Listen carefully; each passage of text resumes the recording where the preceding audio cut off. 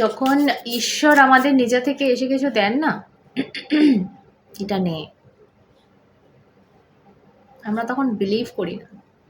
ঠিক আছে, হ্যাঁ, অন্য কিছু হলে ভালো হতো।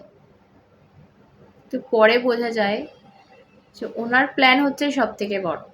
আমি সাফল করছি, এখন আমি কার্ড নিইনি, বাট 4 অফ কাপসের এনার্জি আসছে আমার কারোর জন্য। মেবি যে তুমি একটা অন্য কিছু, দেখো সবসময় আমাদের প্ল্যানটাই যে আমাদের লাইফে আসবে এরকমটা নয়।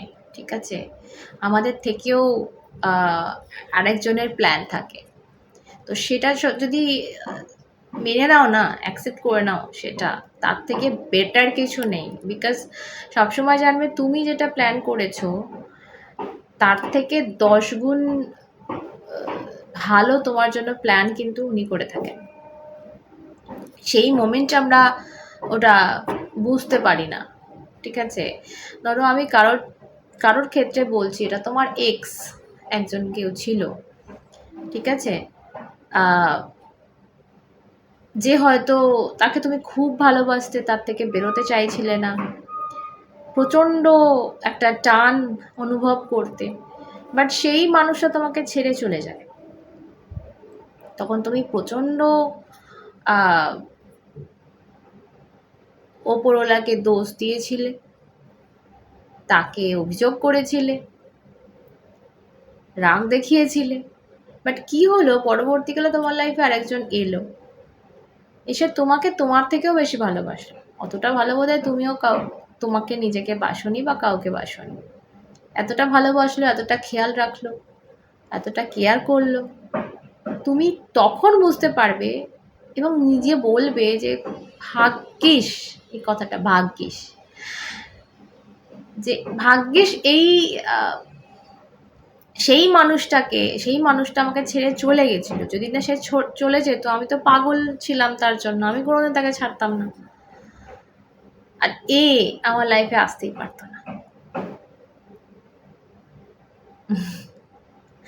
তখন আমরা গডের প্ল্যানটা বুঝি। ঠিক এক্স্যাক্টলি এটা। ধরো একটা ছোটোখাটো কিছু চাকরি করছো, কোনোভাবে চাকরিটা চলে গেল, সেই সময় প্রচুর কান্নাকাটি, ঘরে একদম কান্নার রোল পড়ে গেল। ঠিক আছে, বাবা মা একদম যা তা করলো, তোমায় কি দরকার ছিল, কিছু একটা করেছো তুমি, বা রিস্ক নিয়েছো, বা যাই হোক চাকরিটা যে চলে গেল। বললে ঠিক আছে চলো, কি করার আছে, একটা ছোট বিজনেস খুলি, ঘর থেকে একটা কিছু করি। দেখা গেল সেটা এত বড় হয়ে গেল, সেটা থেকে এত কামালে তুমি, যেটা ওই চাকরির মানে কি বলবো, ডবলেরও বেশি। তখন তুমি বুঝতে পারবে যে এটা গডের প্ল্যান ছিল। তিনি তোমাকে আরো বেশি দিতে চেয়েছিলেন এবং তোমার কাজটাও তিনি অনেক কমিয়ে দিলেন। কিন্তু যখন তোমার ওই চাকরিটা চলে গেছিল, তখন কি তুমি এটা বুঝতে পেরেছিলে যে আজকে এই দিনটা আসবে?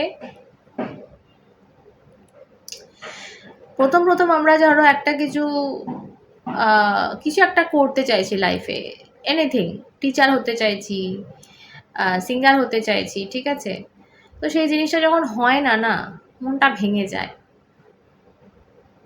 সো প্রচণ্ড কান্নাকাটি, এবং না কাঁদলেও ভেতরটা কাঁদে যে এটা লাইফে এটা হলো না। কিন্তু যেটা হলো, দেখা গেল পরবর্তীকালে, তো তুমি সেটার জন্যই ছিলে, সেই জন্য তোমাকে ঘুরিয়ে কিন্তু সেই পথে আনা হয়েছে। সো এটাই হচ্ছে গডস প্ল্যান, যেটা বোঝা আমাদের কর্ম নয়, কিন্তু সেটাকে অ্যাকসেপ্ট করা আমাদের কর্ম। এবং সেই কর্মটা যদি আমরা করতে পারি, আমরা লাইফে সেই জায়গায় পৌঁছাতে পারবো। অনেকে কি করে বলো তো, এই যে গডের প্ল্যান, সেই জিনিসটা তোমার লাইফে এলো এবং তুমি তাকে অ্যাকসেপ্ট করলে, তুমি তাকে সে পথে গেলে, কিন্তু সেটা মন থেকে মানে মনটা দিতে পারলে না, মানে নামেই অ্যাকসেপ্ট করা। এইখানে কি হয় না, তোমার উন্নতি আটকে যায়। সেটা কাজ হোক, সেটা একটা ভালোবাসার জায়গা হোক, যাই হোক না কেন। তো আমি 4 অফ কাপস কার্ডটা যদি আসে আমি দেখাবো, বাট নর্মালি তো তোমরা ট্যারো দেখো মানে দেখেছো 4 অফ কাপস।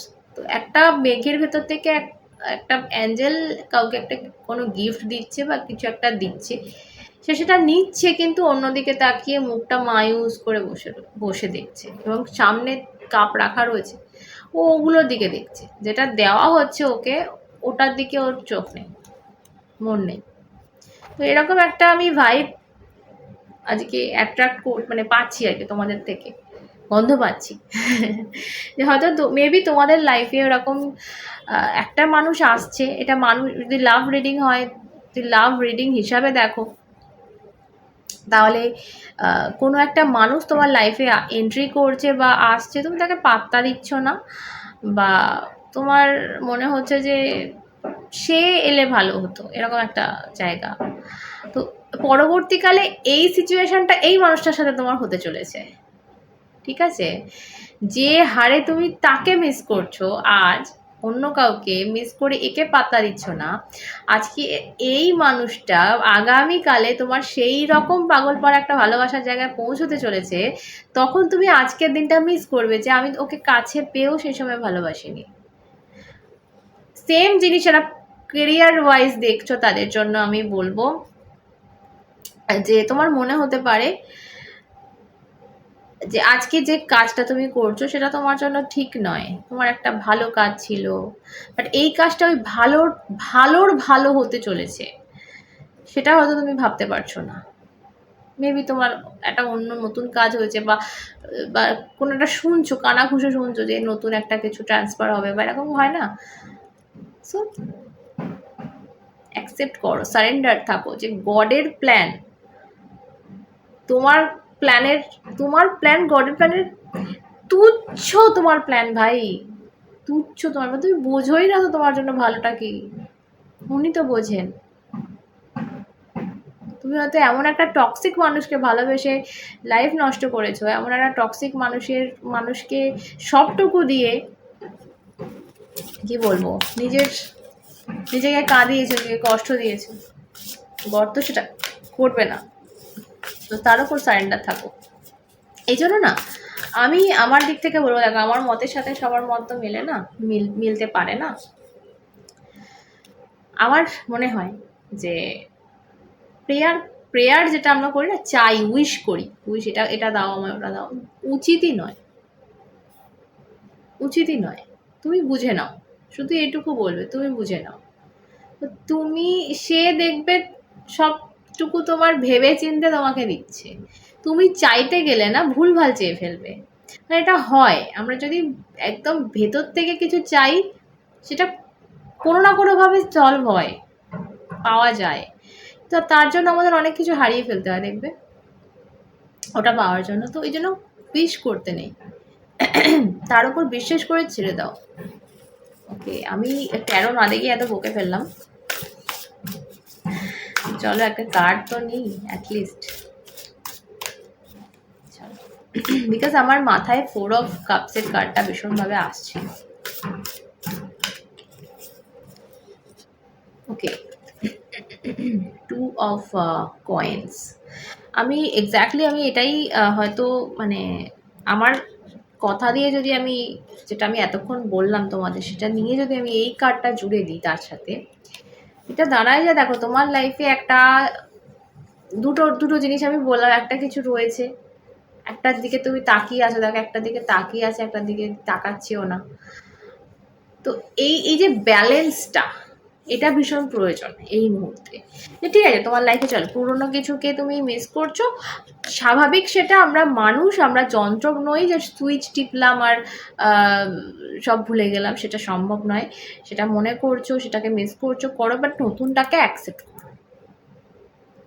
সেমভাবে সেটা কাজের ক্ষেত্রে হোক বা মানুষের ক্ষেত্রে হোক, তোমার যাকে তুমি হারিয়েছো বা যার প্রতি তোমার টান এখনো রয়েছে, ঠিক আছে চলো তার জন্য কাজও মিস করছো, বা নতুন মানুষটাকে সুযোগ করে দাও।